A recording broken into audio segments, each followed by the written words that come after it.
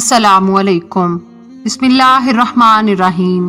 हदीस नबवी सल्लल्लाहु अलैहि वसल्लम।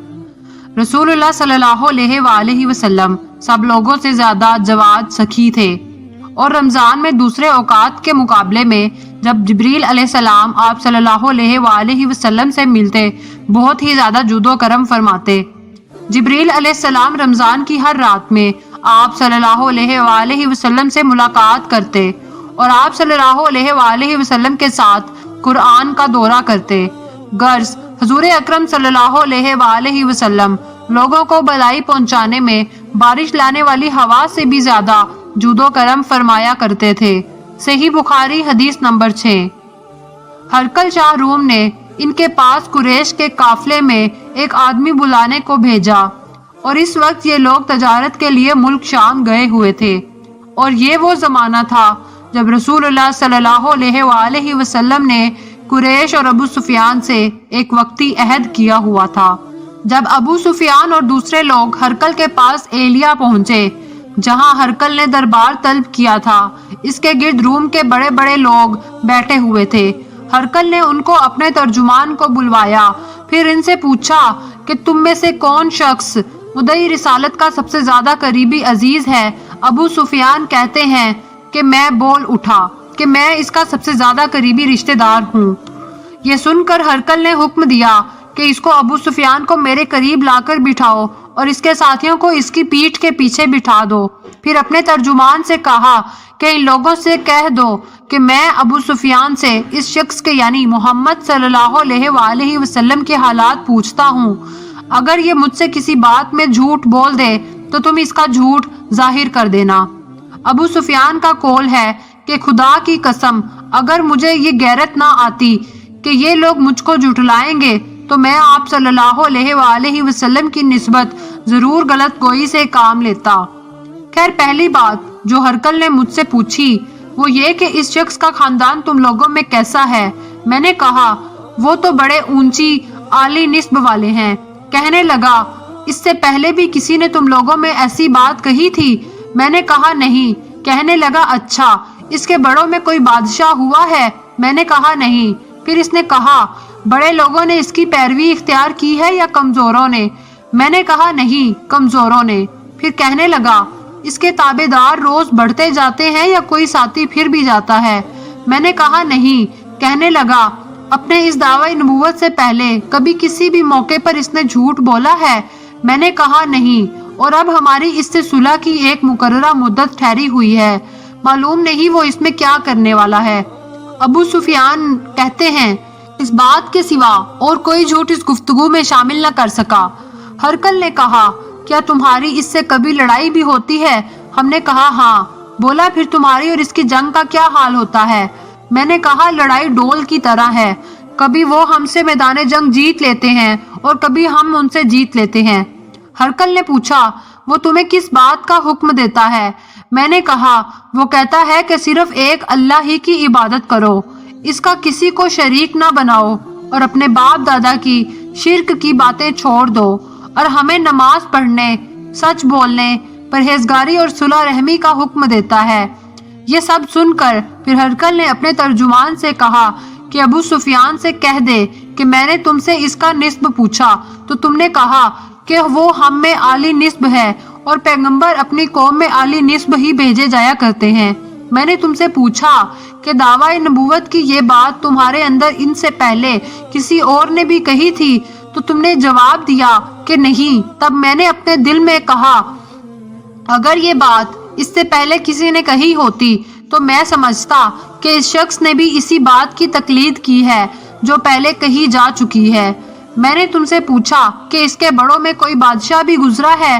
तुमने कहा कि नहीं। तो मैंने दिल में कहा कि इनके बुजुर्गों में कोई बादशाह हुआ होगा तो कह दूंगा कि वो शख्स इस बहाना अपने अबाओ अजदाद की बादशाहत और उनका मुल्क दोबारा हासिल करना चाहता है।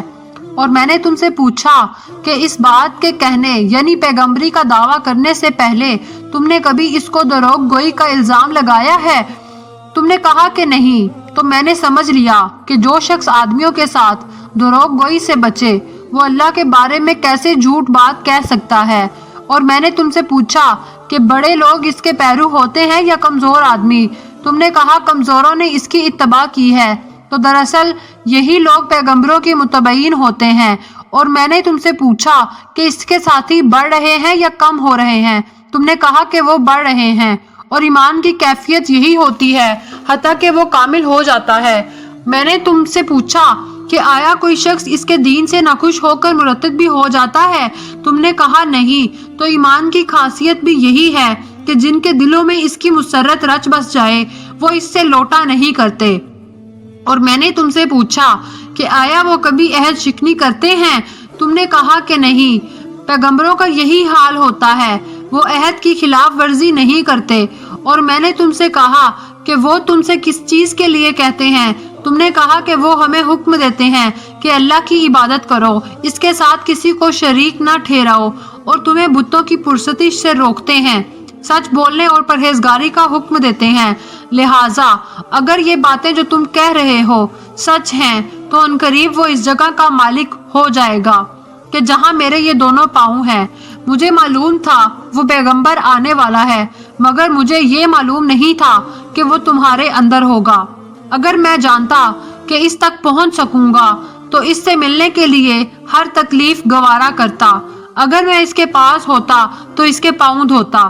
ہرقل نے رسول اللہ صلی اللہ علیہ وآلہ وسلم کا وہ خط منگایا جو آپ نے دحیہ کلبی رضی اللہ تعالیٰ عنہ کے ذریعے حاکم بصرہ کے پاس بھیجا تھا، اور اس نے وہ ہرقل کے پاس بھیج دیا تھا۔ پھر اس کو پڑھا تو اس میں لکھا تھا، اللہ کے نام کے ساتھ جو نہایت مہربان اور رحم کرنے والا ہے۔ اللہ کے بندے اور اس کے پیغمبر محمد صلی اللہ علیہ وآلہ وسلم کی طرف سے یہ خط ہے شاہ روم کے لیے۔ اس شخص پر سلام ہو جو ہدایت کی پیروی کرے۔ اس کے بعد میں آپ کے سامنے دعوت اسلام پیش کرتا ہوں۔